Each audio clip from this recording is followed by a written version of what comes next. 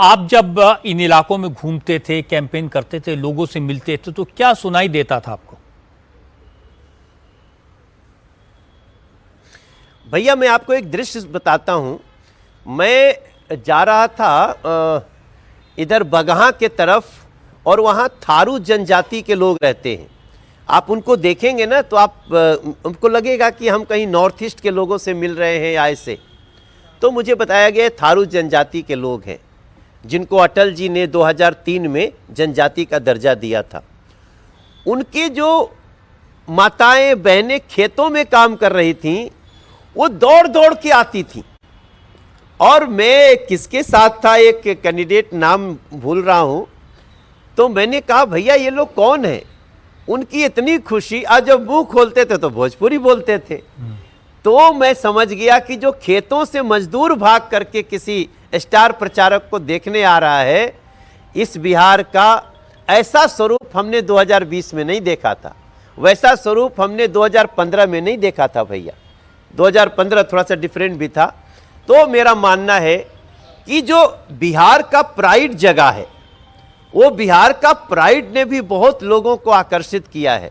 गांव-गांव लोगों को पेंशन बढ़ गए, 400 का 1100 हो गया, 6000 किसान का 9000। इसका असर जब हम, एक और बात आपको बता के मैं रुकूंगा, मैं जब सभा में बोलता था कि अब किसान समृद्धि योजना का कितना मिलता है, बोलते हैं 6000। हम के अब इसको नया करने जा रहे हैं, तो पूरी भीड़ बोलती थी 9000 9000।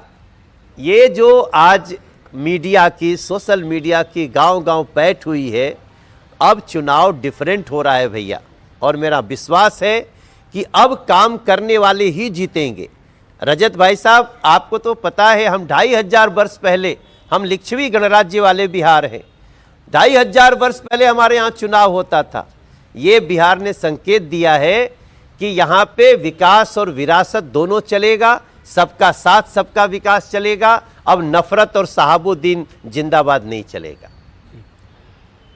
बहुत बहुत शुक्रिया आपका। नहीं सर, ऐसे कैसे आप जाने देंगे? अच्छा ठीक है, ऐसे कैसे आप जाने देंगे मनोज जी? शायद उन्होंने कहा था मैं इसके बाद रुकूंगा इसलिए। मनोज जी, गाना गाए बिना, नहीं भैया, ये संगीत के बिना कोई चुनाव पूरा नहीं होता मनोज जी। तो ये तो हिंद के नहीं भैया, मैं आपको रजत जी, और मैं जो अभी आवाज ही सुन पा रहा हूँ, मैं देख नहीं पा रहा हूँ। मीनाक्षी हैं, शायद मीनाक्षी की आवाज है। ये भी स्टार हैं, योगाचार्य मीनाक्षी। तो हमने गाना गाया था बिहार की प्राइड को लेके, वो पूरे बिहार के लोग गा रहे थे। अरे माटी को सोना करने वाली कलाकारी है जी, हाँ हम बिहारी हैं जी, थोड़े संस्कारी हैं जी, अकेले चाणक्य जैसे 100 पे भारी हैं जी, हाँ हम बिहारी हैं जी। और आज एक लाइन जोड़ रहा हूं कि जाति की दीवार टूटी, हम बिहार के आभारी हैं जी, हाँ हम बिहारी हैं जी, थोड़े संस्कार। बिहार संस्कारी बिहार है रजत भैया, और उसको मोदी जी, नीतीश जी के रूप में अपना पसंद मिल गया है। नहीं, इसमें कोई शक नहीं कि बिहार के लोग संस्कारी हैं, बिहार के लोग इंटेलिजेंट हैं, और बिहार के लोगों को जब जब अवसर मिला है उसको उन्होंने सफलता में कन्वर्ट किया है, और ये पूरी दुनिया में इसको लोग जानते हैं। लेकिन बिहार की स्थिति अब जाकर सुधरना शुरू हुई और बड़ा चैलेंज होगा इस नई सरकार के सामने। लेकिन चुनाव के दौरान मैंने आपसे राहुल गांधी की बात की, तेजस्वी यादव ने यह कहना शुरू किया था कि तेजस्वी भ्रष्टाचार को रोकेगा, उसकी परछाई भी अगर भ्रष्टाचार करेगी तो उसको जेल में डाल देगा।